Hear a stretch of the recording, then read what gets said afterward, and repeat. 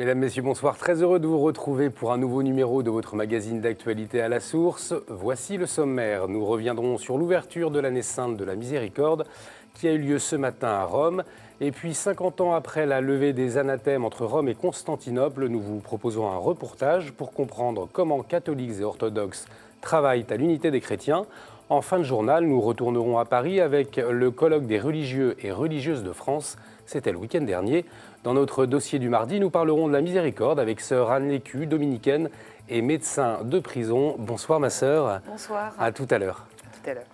Nous commençons donc avec ces images de l'ouverture solennelle du Jubilé de la Miséricorde. Ce matin, le pape François a ouvert la porte sainte de la basilique Saint-Pierre. Il s'est arrêté un instant en silence sur le seuil de la porte de bronze.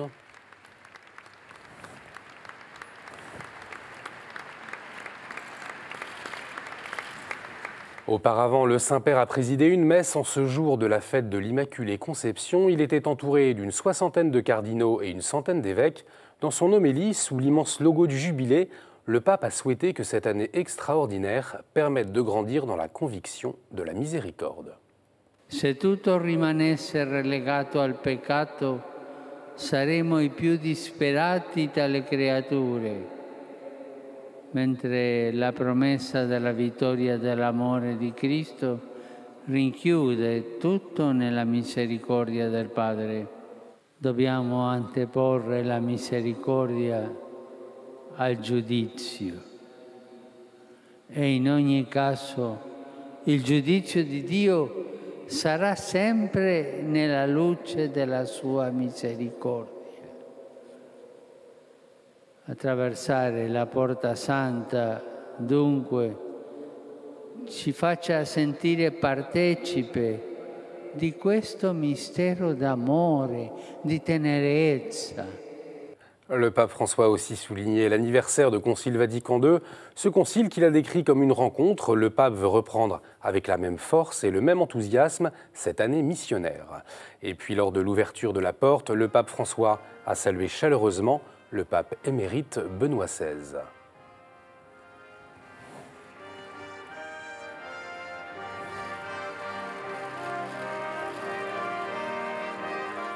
Quelques heures après, le pape François est allé prier la Vierge Marie, mère de la Miséricorde, lors du traditionnel déplacement Place d'Espagne à Rome, à l'occasion de la fête de l'Immaculée Conception. Les diocèses du monde, les cathédrales, les basiliques et les sanctuaires sont invités à ouvrir une porte de la miséricorde le 13 décembre, comme le précise la bulle d'indiction du Jubilé de la Miséricorde, mais certains diocèses ou sanctuaires l'ont fait aujourd'hui. À Lourdes, cet après-midi, Monseigneur Brouvet a ouvert la porte de la Miséricorde qui se trouve à l'entrée du sanctuaire. Comme vous le voyez sur ces images, les fidèles du diocèse de Fréjus-Toulon ont pu faire cette démarche tout à l'heure en début de soirée.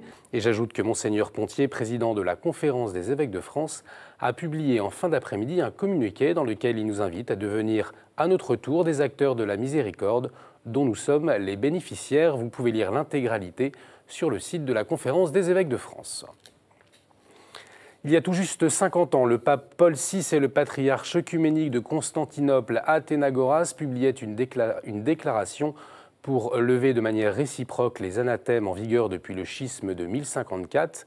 Il est providentiel que ce geste historique de réconciliation soit commémoré précisément au début du Jubilé de la Miséricorde. Ce sont les mots du pape dimanche dernier à propos de cette reprise de dialogue le 7 décembre 1965. Depuis, les théologiens catholiques et orthodoxes se réunissent régulièrement pour travailler à l'unité des chrétiens. Alors, qu'en est-il aujourd'hui? Quels défis pour l'avenir? Éléments de réponse avec Coraline Salvoche et Florent de Brito. Depuis 50 ans, les signes d'amitié entre les deux églises catholiques et orthodoxes se sont multipliés, comme ici en 2014, lorsque lors d'une visite en Turquie, le pape François s'était incliné pour que le patriarche de Constantinople, Bartholomé Ier, le bénisse. Un geste hautement symbolique de la part des deux hommes, le Saint-Père avait alors affirmé que les deux églises étaient déjà en chemin vers la pleine communion.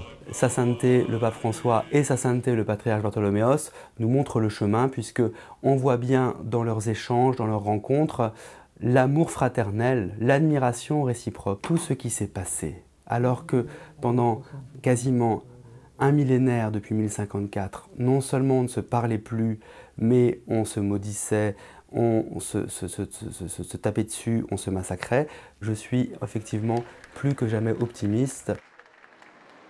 Mais en s'ignorant pendant presque 1000 ans, les deux églises ont connu deux histoires différentes et les points d'achoppement sont encore nombreux, avec en tête la question de la gouvernance de l'Église. Dans l'Église catholique, par rapport à sa tradition, la primauté et la gouvernance de l'Église a été jusque-là représentée sous forme pyramidale, alors que l'ecclésiologie orthodoxe était davantage représentée comme une ecclésiologie circulaire. Dans le monde orthodoxe, on a ce qu'on appelle les églises autocéphales, c'est-à-dire qui s'autogouvernent. Il y a encore beaucoup de résistance à l'intérieur même de l'Église catholique là-dessus. Et même chez les orthodoxes aussi, il y a des résistances, parce qu'on s'est habitué à une sorte de modèle de gouvernance et on pensait que le monde n'allait pas bouger. Depuis maintenant 30 ans, théologiens catholiques et orthodoxes se retrouvent régulièrement pour continuer à travailler pour l'unité des chrétiens. Pour marquer cette date anniversaire, le patriarche œcuménique de Constantinople, Bartholomée, a fait parvenir un cadeau au pape François. Il s'agit d'une reproduction de leur rencontre du 29 novembre 2014 au siège de Fener en Turquie. On vous en a parlé il y a quelques jours, la situation au Burundi continue à se dégrader. Fin novembre, le gouvernement interdisait l'activité de 10 ONG locales pour sanctionner leur opposition au troisième mandat très contesté du président. Et la violation des droits de l'homme et des principes démocratiques continue à être violée. Aujourd'hui, l'Union européenne a demandé des gages pour que cessent ces violations. Elle menace de suspendre son aide qui représente environ 20% du budget de l'État burundais. Il est difficile pour les responsables d'église de s'exprimer sur la situation du fait des représailles. À Catobel, en Belgique, on est très attentif à la situation. Notre consoeur Béatrice Petit fait un état des lieux. Le gros souci, c'est qu'on n'a plus de médias, on n'a plus la possibilité d'avoir des observateurs sur place. Alors on parle d'un bilan de 300 morts depuis le mois d'avril, mais ça pourrait être nettement supérieur. On me confirme qu'aujourd'hui encore, on retrouve tous les matins des cadavres dans les rues.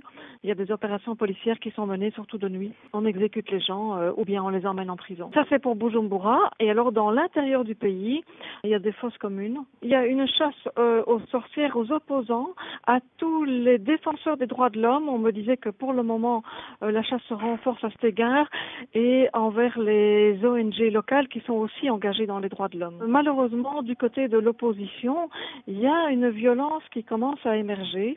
La violence appelle la violence, malheureusement.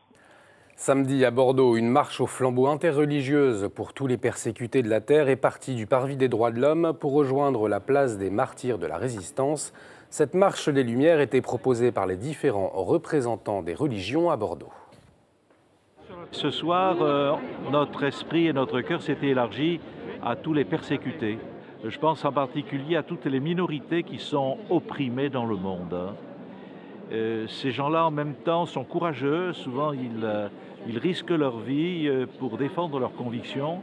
C'est un appel qu'ils nous font de savoir, nous, qu'est-ce qu'il en est de notre engagement aussi dans nos propres convictions, dans notre propre foi, si nous sommes croyants. Et en même temps, ils attendent de nous aussi un soutien que nous ne les oublions pas. Et je crois que c'était important qu'à travers cette petite flamme, ça voulait dire qu'il y a une espérance. Je crois que c'est important de garder foi et espérance. En Belgique, Monseigneur André-Joseph Léonard a officiellement fait ses adieux aux fidèles de Bruxelles lors d'une célébration en la cathédrale des Saints Michel et Gudule. Il quitte le vicariat de Bruxelles après 5 ans à sa tête. Les fidèles lui ont exprimé toute sa gratitude en lui offrant un cadeau original, un télescope. En effet, Monseigneur Léonard est un féru d'astronomie, mais c'est surtout les rencontres avec les fidèles comme pasteur qui l'ont comblé, comme il a expliqué aux médias catholiques belges. J'ai vécu de très beaux moments ici, à la cathédrale, mais aussi dans l'ensemble de la capitale. Et donc ceci est comme un bouquet qui résume tout ce qui m'était donné de vivre. Une des grandes joies de mon ministère, ça a été de permettre à des gens de fleurir, ou à des communautés de fleurir en leur faisant confiance.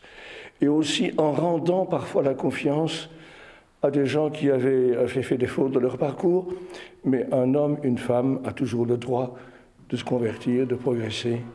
Et les gens grandissent plus par la confiance qu'on leur offre que par des coups de bâton ou par des soupçons. Et ça c'est un message qui me tient profondément à cœur. Faire confiance aux gens et à la grâce de Dieu dans leur vie, plutôt que de les étiqueter à tout jamais. Monseigneur Léonard va désormais se mettre au service du sanctuaire de Notre-Dame-du-Lot en tant que chapelain auxiliaire. Son successeur, Monseigneur de Quézel, sera installé à la cathédrale Saint-Rombaud de Malines samedi à 15h. Les évêques de France ont souhaité fêter à leur manière le 110e anniversaire de la loi relative à la séparation des églises et de l'État. Dans un communiqué, les évêques de France appellent à garder l'esprit originel de la loi.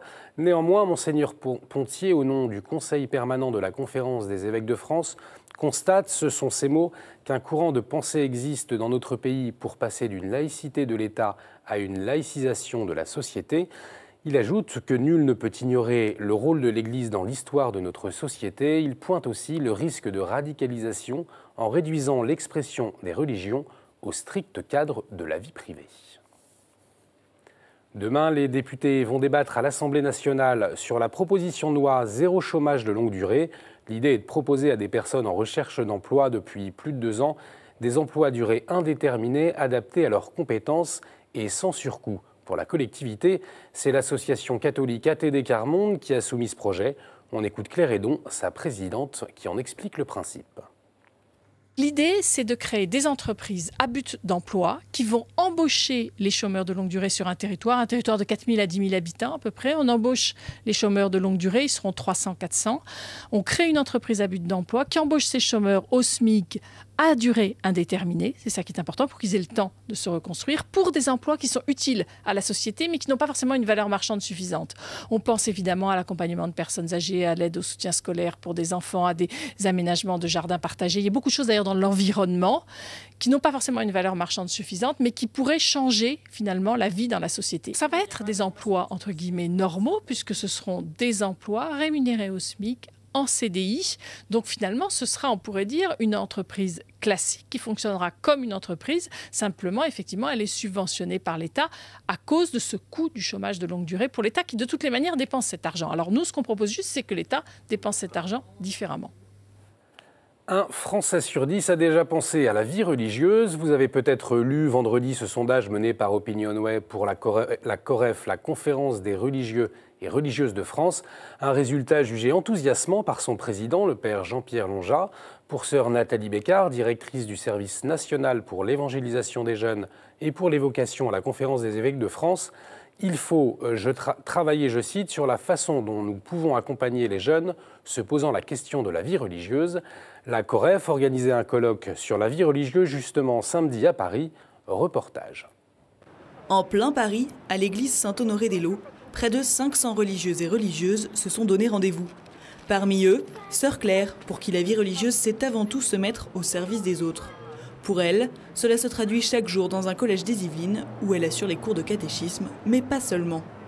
Par exemple, pendant les récréations, je n'hésite pas à approcher les jeunes pour parler avec eux, avec elles, disons, et leur montrer en fait que la vie religieuse, on n'est pas en fait des personnes intouchables. En choisissant de porter l'habit au cœur d'une école, sœur Claire s'inscrit dans la société aux yeux de tous. Mais dans les communautés contemplatives, c'est à travers la prière que le religieux œuvre pour la société et ses enjeux actuels. Retiré à Notre-Dame-des-Neiges, abbaye située à 1100 mètres d'altitude, le père Hugues a choisi de se séparer réellement du monde, sans pour autant perdre le contact. Par l'expérience spirituelle, on se rend compte que tout ce mal, toutes ces questions, toutes ces aspirations, tous ces désirs que le monde globalisé manifeste aujourd'hui, en fait, ils traversent notre cœur. Et les anciens disaient que celui qui rentre au monastère rentre avec une foule à lui tout seul. 7 fois par jour, les 14 moines de sa communauté se rendent à l'église. Loin de fuir le monde, ils le rencontrent autant de fois. Comme tout au long de l'Avent, on termine avec une initiative. Cette semaine, nous vous proposons le calendrier de l'Avent en ligne du CCFD Terre Solidaire. Chaque jour, ouvrez une fenêtre pour découvrir le combat que mène le CCFD Terre Solidaire en soutenant les populations qui souffrent de la faim. Au fil des 24 jours de l'Avent, les internautes sont invités à faire un don pour les projets menés par des acteurs locaux en Afrique, en Amérique latine, en Asie ou encore au Moyen-Orient. Voilà ce que nous avons retenu pour vous aujourd'hui. C'est l'heure de notre chronique Vue de Rome. Rome marquée bien entendu par l'ouverture de l'année de la Miséricorde. Aujourd'hui, Bénédicte Luto vous dit tout ce que Rome propose aux pèlerins pour vivre cette année.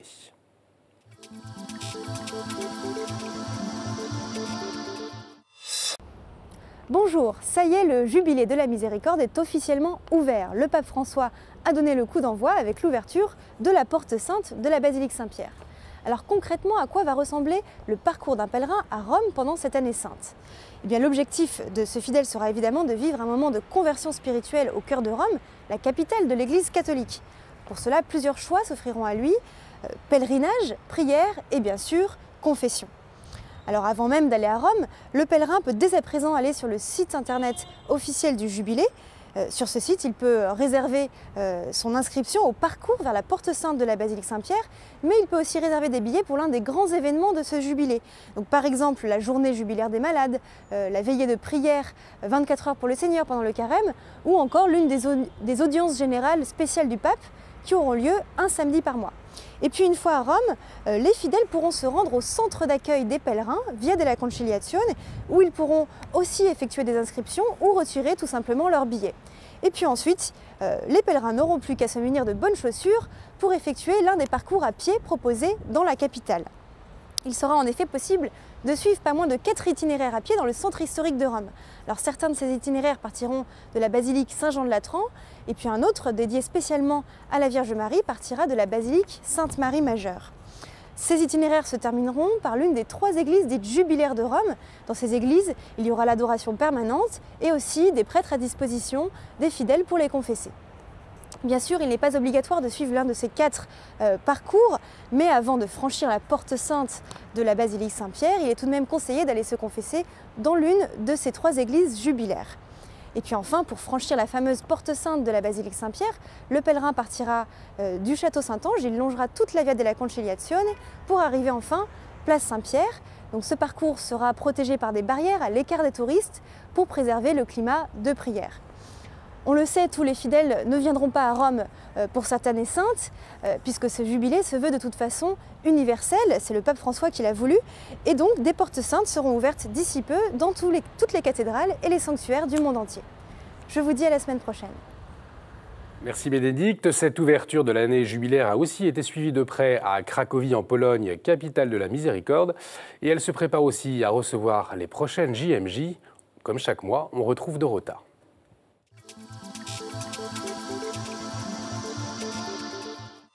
Bienvenue au sanctuaire de la Divine Miséricorde à Cracovie, le cœur de la prochaine JMJ.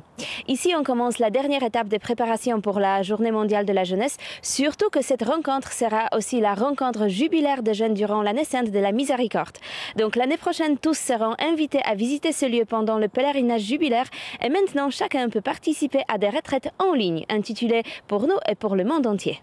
Dla nas i całego świata, dlatego że będziemy mogli w nich uczestniczyć na żywo, oczywiście w Łagiewnikach, ale też za pośrednictwem transmisji internetowej też na żywo. W czasie tych rekolekcji będziemy mówić o uczynkach miłosierdzia, o świętych krakowskich i właśnie o miłosierdziu w różnych kontekstach. Na naszym Facebooku Faustyna 2016 razem z rozpoczęciem jubileuszu miłosierdzia rusza wideoblog. Wychodzimy z takiego założenia, że w miłosierdziu Bożym są odpowiedzi na wszystkie pytania. I dlatego zachęcamy wszystkich do wysyłania nam wszystkich pytań. L'ouverture du jubilé de la Miséricorde, c'est aussi le début de divers projets pastoraux qui réunissent les jeunes dans toute la Pologne. Le plus important s'appelle le Jeune missionnaire de la Miséricorde et vise à rassembler tous les projets de charité qui se déroulent depuis des mois dans toute la Pologne. L'autre, c'est une proposition de la formation spirituelle préparée ensemble par des jeunes et des prêtres. Pierwszą niedzielę Adwentu rozpoczął się ogólnopolski program przygotowania duchowego do Światowych Dni Młodzieży, Deo Profil, w kontekście miłosierdzia. Przede wszystkim chodzi o to, aby pomóc młodym ludziom w Polsce spotkać się z tajemnicą miłosierdzia poprzez pogłębienie ich wiary, poprzez doprowadzenie ich do głębszego, nowego przeżycia Triduum Paschalnego, a potem do wspólnego świętowania wiary w lipcu 2016 roku na spotkaniu z Ojcem Świętym. Drugą z akcji, które proponujemy miastu, jest adoracja kulminacja, czyli pójście do sedna naszej wiary, do Pana Jezusa Miłosiernego. Robimy to w ten sposób, że kilkoro szaleńców wychodzi na rynek główny i zaprasza w wielu językach wszystkich, którzy na tym rynku głównym są i mają ochotę przyjść i adorować Pana Jezusa w Najświętszym Sakramencie. Sûrement, dans des mois à venir, il y aura encore plus d'inspiration pour la JMJ 2016. Si vous désirez en savoir plus, restez avec nous. Czekamy na Was w Polsce. Merci Dorota. Il est temps de retrouver notre invité.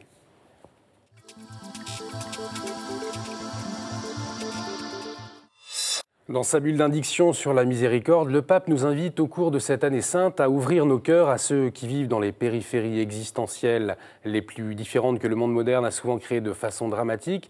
En ce premier jour de l'année sainte de la miséricorde, il était important pour nous de recevoir un témoignage dans ce sens. Sœur Anne Lécu, vous êtes dominicaine, mais également médecin de prison. Alors tout d'abord, cette année de la miséricorde, qu'est-ce que ça vous dit, qu'est-ce que ça signifie pour vous ? Je trouve que c'est une belle initiative. On a beaucoup de chance de vivre cette année. Pour moi, la miséricorde, c'est d'abord, comment dire, c'est d'abord comprendre que Dieu choisit, lui, de porter la misère des hommes pour la partager avec nous. Vous savez que dans miséricorde, il y a misère et corde, cordia, le cœur. Et on aurait parfois tendance à imaginer que Dieu, du haut de sa splendeur, se baisse vers l'homme et dont il a pitié de la misère. Moi, je crois que c'est plus que ça, qu'il prend sur lui la misère et qu'il la partage avec nous en vivant avec nous. Et c'est assez beau de commencer cette année par le temps de l'Avent, où en fin de compte, on se prépare à recevoir Jésus comme l'un d'entre nous, puisqu'en fait, il a choisi de faire de nos vies sa maison. En quoi votre environnement professionnel, vous, a changé votre regard sur la miséricorde ? Alors, mon environnement professionnel, c'est donc la prison. C'est de côtoyer des gens que la justice a condamnés ou des gens qui sont en attente d'un jugement, qui seront peut-être reconnus innocents.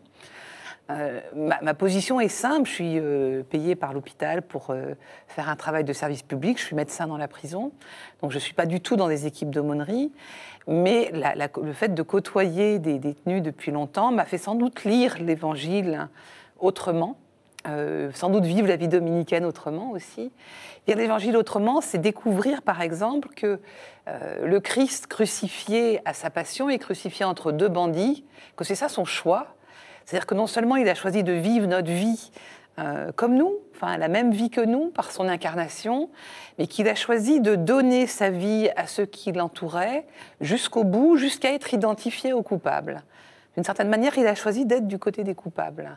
Et je trouve que ça veut dire que tous, chacun d'entre nous, et pas seulement les détenus, chacun d'entre nous, quand on n'est pas tout à fait à la hauteur de ce qu'on pense pouvoir vivre, nous pouvons être sûrs que le Christ est avec nous. Et je crois qu'en plus, il ne nous juge pas. Autrement dit, ce que raconte l'Évangile, c'est que c'est lui qui prend le jugement. Il prend le jugement sur lui pour que nous en soyons délivrés. C'est ce qu'on trouve par exemple dans l'Évangile de Jean, au chapitre 3, quand Jésus dit « Je ne suis pas venu pour juger le monde, mais pour que le monde soit sauvé ». Ça, je trouve que c'est un peu l'esprit de ce que dit le pape François quand il dit que la miséricorde doit être première. Le jugement appartient à Dieu et peut-être que nous avons même à nous détacher de notre propre jugement sur nous-mêmes, le laissant à Dieu. Il nous jugera avec miséricorde. Alors, Jean-Paul II, lui, disait que la miséricorde arrête le mal. Quel est votre regard sur cette citation ? Alors ça, c'est très compliqué, je trouve, comme expression. Pour moi, la miséricorde arrête le mal en ce sens que le mal, c'est l'accusateur. Le Satan dans la Bible, l'étymologie du Satan en hébreu, c'est l'accusateur. La miséricorde, c'est celui qui choisit, Dieu miséricordieux, ou chacun d'entre nous miséricordieux, c'est choisir de supporter le mal sans le transmettre. C'est-à-dire, c'est choisir de ne pas accuser l'autre, même si l'autre me fait du mal, et d'arrêter sur moi la contamination de l'accusation qui se répète de personne en personne. Je crois que c'est ce que fait le Christ quand il n'accuse personne, quand il est crucifié. Non seulement il n'accuse personne, mais si vous faites bien attention, dans le chapitre 17 de Saint Jean, lorsqu'il fait cette grande prière à son Père, Judas vient de le trahir, Pierre va le trahir peu de temps après, et Jésus dit à son Père, ils ont gardé ta parole, ils ont cru que tu m'as envoyé. Ce qui est quand même sidérant, c'est-à-dire qu'au moment même où il est trahi, il fonde la foi qu'il a en nous-mêmes. Il nous dit qu'il croit en nous. Mais je crois que c'est ça la miséricorde. Dieu est tellement solidaire de notre condition, il a tellement choisi de se vider de lui-même pour être avec nous, parce que ce qu'il veut, c'est être avec nous, qu'il va jusqu'à ne pas transmettre l'accusation, ne même pas l'imaginer possible, prendre sur lui le jugement, et au contraire nous dire qu'il nous fait confiance. Eh bien, en cela, la miséricorde arrête le mal. Le pape François disait également en septembre dernier, il invitait les aumôniers de prison à ce qu'ils comparent les cellules de prison à la porte de la miséricorde. Tout à fait. Alors, il a un très beau texte à destination, je ne pourrais pas vous dire exactement à qui il l'a adressé, mais je pense, en tout cas, aux personnes travaillant dans les aumôneries de prison. Et il dit, en substance, il faudrait qu'on puisse aider les prisonniers à croire et à vivre que la porte de leur cellule est une porte de miséricorde. Ce qui est une image magnifique. Hein. C'est-à-dire que quand ils passent sous cette porte, aussi bien dans un sens que dans l'autre, parce qu'évidemment, il faut toujours se méfier des images trop rapides. La porte de la prison, c'est une porte qui est fermée à clé, dont les gens ne peuvent pas sortir. Hein. Mais en tout cas, quand ils sortent de cette cellule, ils passent sous la porte de la miséricorde. Ça veut dire, encore une fois, que le jugement de Dieu, c'est sa miséricorde. Le jugement de Dieu, c'est d'abord de voir en nous ce qui est beau et bon. Je crois même qu'il ne voit pas le péché, Dieu, en nous. Je crois même qu'il ne voit en nous que ce qui est à sa ressemblance. Et nous avons été créés à son image et ressemblance. Je crois que c'est ça qu'il aime et que c'est ça qu'il voit. Je voudrais faire une incise à ce sujet. On est aujourd'hui le 8 décembre et on fête l'Immaculée Conception. Ce n'est pas pour rien que ce jubilé de la miséricorde commence aujourd'hui. Marie est la première à vivre dans la plénitude, dans l'innocence, la vie éternelle avec Dieu. Je crois qu'elle nous montre un chemin auquel on est tous appelés. Ce n'est pas un chemin qui lui est réservé à elle seule. Ce que Dieu veut de nous, et ceux qui ont la possibilité de lire la seconde lecture de la messe aujourd'hui, qui est la première épître qui est l'épître aux Éphésiens, au chapitre 20, pourront relire ce texte. Ce que Dieu attend de nous, c'est que nous vivions dans l'innocence. C'est ça notre vocation la plus profonde, que nous soyons immaculés devant lui, comme Marie l'est. C'est ça qu'il aime en nous. Je pense qu'il aime ça en nous, même chez les prisonniers, et c'est ça qu'il voit en eux. Justement, en quoi la miséricorde permet aux personnes de se relever, de tenir debout? Alors, on va prendre des exemples simples. Dans votre vie quotidienne, comme dans la mienne, les gens qui nous aiment, ils voient en nous ce qui est beau. Et ça nous rend beaux. Si vous dites à quelqu'un qu'il est beau, il devient beau. Si vous dites à quelqu'un qu'il est bon, eh bien, sans doute, il devient bon. Je pense que cette miséricorde, elle est immédiatement effective, et pas seulement dans une dimension très spirituelle qui serait la prière, mais nous avons aussi d'abord nous-mêmes à tenter de porter ce regard sur les autres et sur nous-mêmes. C'est aussi sur nous-mêmes qu'il faudrait que nous soyons miséricordieux, parce que nous sommes souvent très sévères envers nous-mêmes. Et si nous sommes trop sévères envers nous-mêmes, peut-être nous sommes durs avec les autres.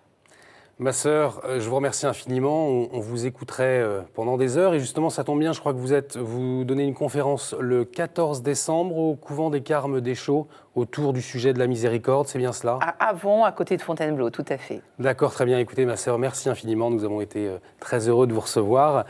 Merci à vous de nous avoir suivis. Nous vous retrouvons jeudi prochain. En attendant, vous pouvez revoir cette émission sur notre site www.ktotv.com. Excellente soirée à tous.